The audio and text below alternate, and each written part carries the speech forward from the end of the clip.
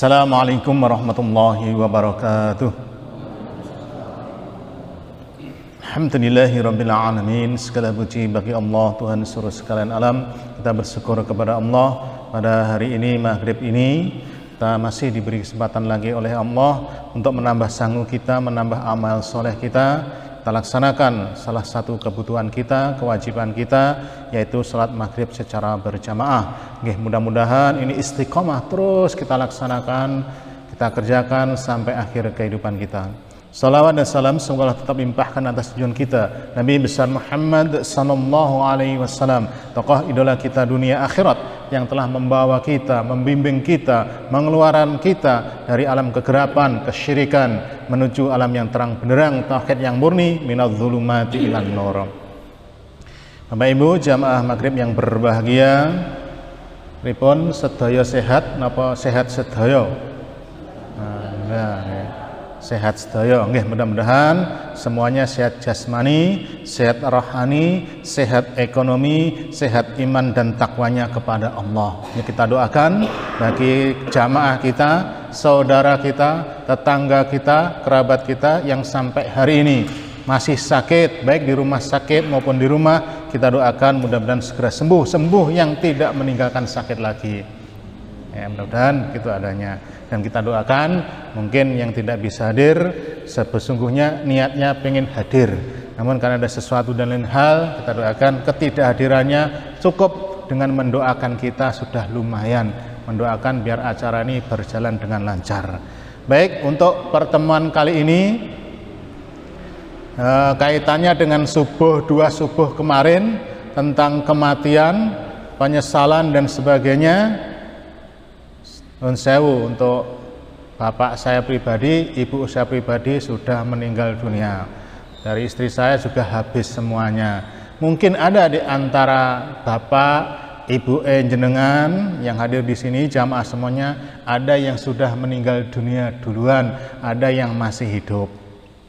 Kemudian yang jadi tema untuk hari ini, tapi tidak tuntas nih, mungkin 2-3 kali pertemuan, yaitu hal-hal atau amalan apa saja yang masih akan didapatkan oleh bapak ibu saya, yang masih dirasakan oleh bapak ibu panjenengan yang sudah mendahului kita semuanya menghadap Allah.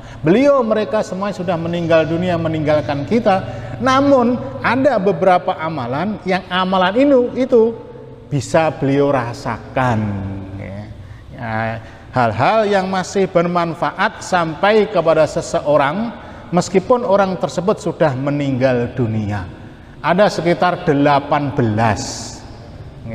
Ada 18. Selagi tidak mungkin ini semuanya pada malam hari ini, kita estafet, mungkin ya 2-3 kali pertemuan. Mudah-mudahan ya kita doakan sekali lagi bagi saudara kerabat orang tua kita yang sudah mendahului kita, diampuni dosa-dosanya oleh Allah, diterima semua amal ibadahnya, amal solehnya, dan dikelompokkan dengan kelompok kepada kelompok orang-orang yang beriman dan bertakwa. Napa mawon itu amalan itu? 1. Doa orang muslim yang masih hidup, saya panjenengan semuanya umum ini, untuk mereka-mereka yang sudah meninggal dunia. Doa, nggih. Apa maksudnya doa itu? Mendoakan. Contoh, ya Allah ampunilah Bapak A. Atau pas jenengan ngaji kitab tiba-tiba kelingan kiyaine dulu, ustate dulu yang ngajari panjenengan alif ba ta. Ora iso ngaji diajari ngaji, guru-guru ngaji teng musola, neng masjid, neng pondok dan sebagainya, jenengan kelingan, ya Allah sudah meninggal dunia, ya Allah ampunilah guru saya, kiai saya, sebut namanya. Orang tua kita jelas itu orang tua kita. Doa ingat, apa bedanya doa dengan mengirimkan pahala? Nanti dulu, doa dulu jelas. Maksudnya doa ngoten nggih, mendoakan, memintakan ampun kepada orang sudah meninggal itu kepada Allah. Dalil-dalilnya 1, di antaranya surat Muhammad surat 47 ayat 19. Allah berfirman, a'udzubillahi minasyaitonirrajim. fa'lam annahu la ilaha illallah wastaghfir li dzambik walil mu'minina wal mu'minat wallahu ya'lamu mutaqallabakum wa maswaakum. Maka ketahuilah bahwa sesungguhnya tidak ada ilah sembahan Tuhan selain Allah, dan mohonkanlah ampunan bagi dosamu dan dosa orang-orang mukmin laki-laki dan perempuan. Umum ini, mukmin orang yang beriman laki perempuan baik hidup maupun mati kita doakan. Doanya umum, ora usah disebut satu persatu. Di absen jenenge wong sak donya ra barbar Pak A B C ndak usah. Ya Allah, ampunilah saudaraku yang beriman baik laki-laki maupun perempuan. Semua saudara kita yang beriman laki-laki perempuan. Bahkan di khotbah Jumat, Allah maghfir lil muslimina wal muslimat wal mu'minina wal mu'minat al ahya'i minhum wal amwat. Ya Allah, ampunilah dosa saudara saya yang beriman semuanya, laki perempuan hidup maupun mati, semuanya kena. Namun lek wabil khusus menjenengan mengkhususkan mbak gurune, kiyaine atau siapa saja boleh. Dan Allah mengetahui tempat kamu berusaha dan tempat kamu tinggal. Surat Muhammad 47 ayat 19.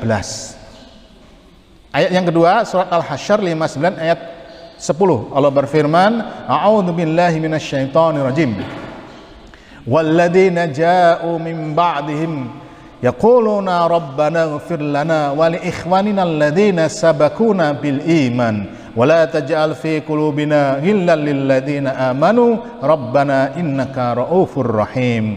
Dan orang-orang yang datang sesudah mereka, yaitu orang Muhajirin dan Ansor, mereka berdoa, ya Rabb kami, berilah ampunan kami dan saudara-saudara kami yang telah beriman lebih dulu daripada kami. Orang Muhajirin, orang Ansor mendoakan saudara-saudaranya yang sudah beriman lebih dulu daripada kami. Siapa? Orang-orang di Mekah yang awal-awal masuk Islam itu ada yang mati, ada yang hidup. Sudah ada yang mati, ada yang dimintakan ampun, didoakan ini. Dan janganlah engkau membiarkan kedengkian dalam hati kami terhadap orang-orang yang beriman. Ya Rabb kami, sesungguhnya engkau maha penyantun lagi maha penyayang. Al-Hasyr 59 ayat 10. Kita doakan. Boleh, ya sekali boleh. Kemudian dalam Sahih Muslim, an Abi Darda qala, dari Abu Darda berkata, qala Rasulullah sallallahu alaihi wasallam, telah bersabda Rasulullah sallallahu alaihi wasallam, ma min abadin muslim, tidaklah seorang muslim, saya panjenengan semua ini, yad'u li akhihi, yang mendoakan meminta ampunkan kepada saudaranya bidzahril ghaib, yang tidak diketahuinya, tidak hadir, tidak ada, ora disambat, ora dijaluki tulung, ora diundang. Nah, ini atas keikhlasan sendiri, buatan diundang kok. Engkau Pak Edi, engkau begini nggonku dongakno bapakku. Nah itu kan diundang, diminta apa berarti kayak ngerti nek berkate lah itu kon ikhlas terus tidak mungkin. Ikhlasnya 100% tidak mungkin itu. Tapi kalau tidak diminta, misalkan panjenengan mendoakan saya misalnya, ya Allah ampunilah Pak Akur, saya tidak meminta karena tidak tahu, pengen aja yang mendoakan karena mungkin ada sesuatu yang pengen jenengan itu apa? Illa qalal malaku walaka bimisli, melainkan maka ada malaikat yang mengaminkan doa itu kemudian sama kamu. Dari Sunan Abu Dawud lagi panjang kali, begitu kita mendoakan saudara kita yang lain tanpa diminta, tanpa sepengetahuannya, maka Allah kirim kepada malaikat, kemudian dia bertengger berada di kepala kita, kemudian mengaminkan doa kita. Dengan doakan saya misalkan, ya Allah Pak Akur, amin, kowe ya diampuni. Ya Allah mudah Pak Akur haji plus, kowe ya haji plus. Ya Allah mudah Pak Akur rabineh, kowe rabineh. Itu like doa pengen cepleng itu meribon Pak Lamu itu. Oh, jadi terus nih pura-pura saja contoh ya. Jadi ketika kita ingin doa kita tuh cespleng, meribon doa ya. Mendoakan orang lain itu sama kamu seperti niku. Maka banyak-banyaklah mendoakan orang tanpa diminta. Contoh, panjenengan numpak motor komah sret neng kene neng dalan ketemu misalkan enek pemulung, ya Allah mudah-mudahan pemulung niku dia sehat walafiat, rezekinya lancar, nyambut gawe ya penak, mboten sakit, tambah iman, tambah takwanya. Mudah-mudahan jadi orang yang beriman. Sama kita kowe seperti itu. Ya. Kan tidak diminta, dia tidak tahu. Diperbanyak niku, guys. Jadi ketemu sapa ae lah, pokoknya ketemu siapapun, doakan misalnya ruang sugih, ya Allah mudah-mudahan itu kesugihannya, kekayaan itu berkah, selalu membantu masjid dan sebagainya. Kowe ya berkah, kowe ya sugih. Lampu enak begitu.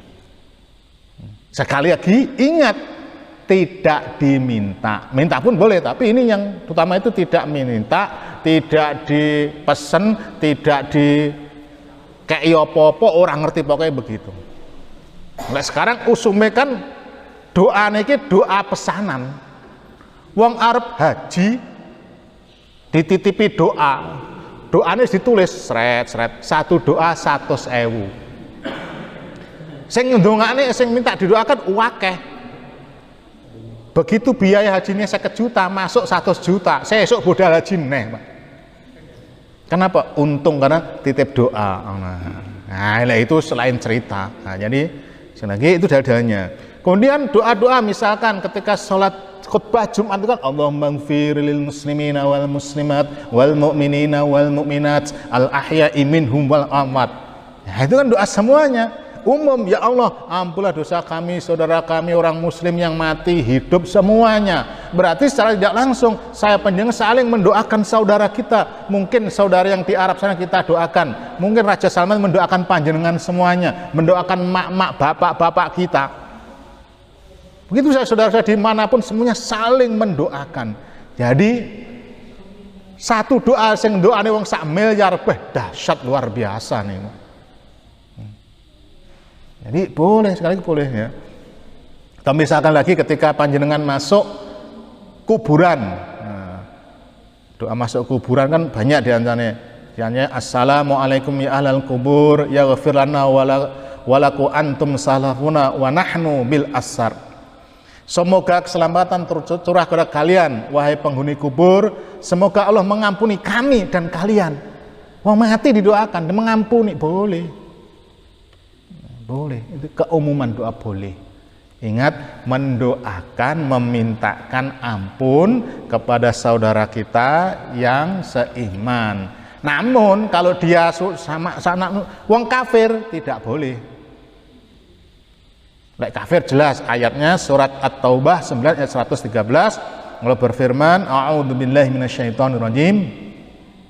Maka nalin nabi walladzina amanu ayyastaghfiru lil musyrikina walau kanu uli qurba mim ba'di ma tabayyana lahum annahum ashabul jahim. Tidak sepatutnya bagi nabi dan orang-orang yang beriman memintakan ampun kepada Allah bagi orang-orang musyrik kafir, walaupun orang-orang musyrik itu adalah kaum kerabat Pak Dene, Bu Dene dan sebagainya. Sesudah jelas bagi mereka bahwasanya orang-orang musyrik itu adalah penghuni neraka jahanam. Ingat, wong kafir tidak boleh. Pertanyaannya pripun? Lek wong Islam ra salat. Lek 100% ndak salat, apalagi mengkafiri hukum salat, kafir dia meskipun KTP-nya Islam. Bodoh ya bodoh. Salat Idul Fitri, salat taraweh, tapi tidak salat, kafir dia. Kalau dah tidak sholat 5 waktu sekaligus orang ini hukumnya sholat kafir dia. Bahkan kalau Imam Syafi'i kalau dia sholat cuma belang blonteng, pas waktu ini duwe gawe manten ra sholat, kelonggar sholat, waktu ini panen sholat, ndak sholat, waktu ini ndak panen longgar sholat, nah itu belum dihukumi kafir tapi fasik, tetap dia disolatkan dan sebagainya. Namun imam yang tidak, apapun alasannya dia orang Islam tidak sholat, kafir. Jadi sholat niki sesuatu yang sangat penting sekali, harus kita jaga betul, harus kita pelihara. Saya panjenengan semuanya laki-laki sejak kita dewasa sampai mati baru tidak sholat. Sakit apapun asal masih sadar, kita masih ingat, mbok ora iso obah wajib sholat. Piye wudune? Lah iso diwudokne. Lah ora iso sembayangne wudu sing sholat. Ya, jadi kalau orang tidak sholat seperti ngoten niku. Kemudian pripun bedane mendoakan dan mengirimkan, mentransfer pahala kita. Ya Allah, aku maca Al-Quran 30 juz. Sudah diketahui secara bersama bahwasanya maca Al-Quran ini oleh pahala. Cuma ya Allah, untuk maghrib isya niki saya maca 3 juz, pahala ini bukan untuk saya, tak kirimne ning bapake Pak Akur. Misalkan ngoten niku napa oleh? Lek wong takoni oleh apa eleke, ngono apik sedekah. Apa eleke ora melanggar hukum, tapi dalam tuntunan Islam itu tidak begitu. Ya, nanti kaitannya dengan yang berikutnya. Ndak usah gaya, ndak usah itu oleh pahala titik dikenek uang, apa jenengan wis pasti mlebu surga. Sinten sing yakin, wah aku mlebu surga, wis jelas digaransi masuk surga. Aku rasa pahala ya tak kekne wong, tak dom-domne wong, itu meniku. Nggak ada seperti itu. Rasulullah yang dijamin masuk surga nggak ada dalilnya bahasanya Rasulullah, ya Allah, pahalaku tak kene Fatimah, pahalaku tak kene Ali, mboten wonten satu pun. Sahabat juga tidak begitu, tidak mengirimkan pahalanya dikene wong liya, tidak. Apalagi saya panjenengan wis rene garansi loh. Kok wis kita itu titik-titik ngono, malah sing ngono kadang sing ora salat ora ngaji. Oleh bala titik dikene wong. Itu lah ikhlas, lah enek pahalane. Lah berkat niate berkat apa ikhlas gitu. Nuwun sewu niki, nuwun sewu. Namun lah enek sing ngoten niku ya bene. Ya tentunya mereka melaksanakan itu mesti punya tahu dalilnya. Nanti diaudit oleh Gusti Allah. Kowe kok orang ngono, nyapa kowe? Penak jawabane, tidak ada tuntunannya ya Allah, ngaji ini ndak ada. Engko lek sing ditakoni sing melaksanakan berarti kowe wis ngerti dalile, jeneng takoni dalile apa? Aleke apa ngono iki? Wala taqfu ma laisa laka bihi il. Surat Al-Isra 17 ayat 36. Jangan kamu melakukan sesuatu yang kamu tidak tahu dalilnya, tidak tahu ilmu, jangan kamu lakukan. Kenapa? Semua akan diminta tanggung jawab. Mata kita, hati kita, pikiran, semuanya. Nyapa aku kok ngono? Sapa sing ngajari? Siapa sih ngajarin kae lah diuber nanti ya, saya berlepas diri. Namun ada sing ngono nggih monggo. Nek panjenengan misal ngaji di tempat lain, lah apik iku ngirimne pahala yo. Lek ora iso sedekah karo duit ya sedekah karo pahala, kirim-kirim no pahalamu. Ora tuntunane. Ya. Ini saya singgung, ini sudah pernah saya sampaikan di bab sesajen. Ini saya singgung sedikit saja. Di antara Allah berfirman di dalam Al-Quran surat Al-Jasiyah 45 ayat 15.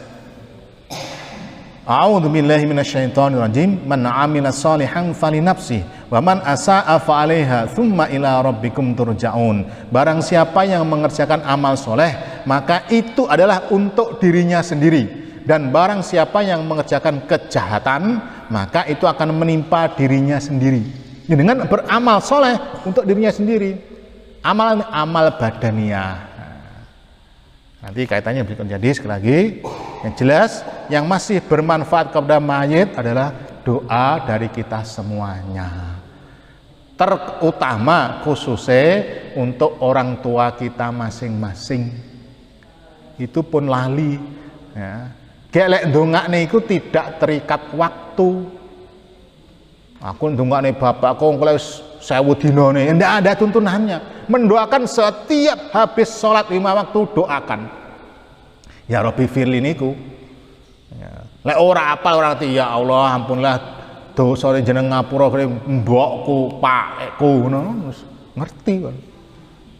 Pun nunggu waktu setiap saat. Bahkan panjenengan lek mendoakan, dalam sekali mendoakan niku mek cuma mengucapkan ping telu itu termasuk anak durhaka. Wis mendoakan orang tua mek ping telu itu termasuk durhaka. Kenapa? Perbandingannya begini, ini dalilnya begini, perbandingannya. Ketika kita sekarang mendoakan Rabbi firli wali walidayya warhamhuma kama rabbayani shaghira, orang bayar. Satu. Loro, paling sak menit mboten, ora nek sak menit. Ora toh nyawa. Napa ngoten mati mboten, dibandingkan dengan ketika mama kita, orang tua kita, ibu kita ngeden melahirkan kita, toh nyawa. Toh duit. Toh nyawa, toh duit, bondo maksud dan sebagainya. Itu ndak pisan apa ora tau ndongakne. Jangan begitu. Ya apa-apa sih berarti pisan ae. Rabbi firli niku pisan. Sudah setiap berarti 5 kali sehari. Itu sangat bahagia sekali. Orang tua kita seneng lek kita doakan. Masyaallah, setengah jam Pak, 1 nih padahal lek 18. Oke, baik. Sebelum masuk yang nomor 2, kalau ada pertanyaan 1 poin nanti diputus dan pena.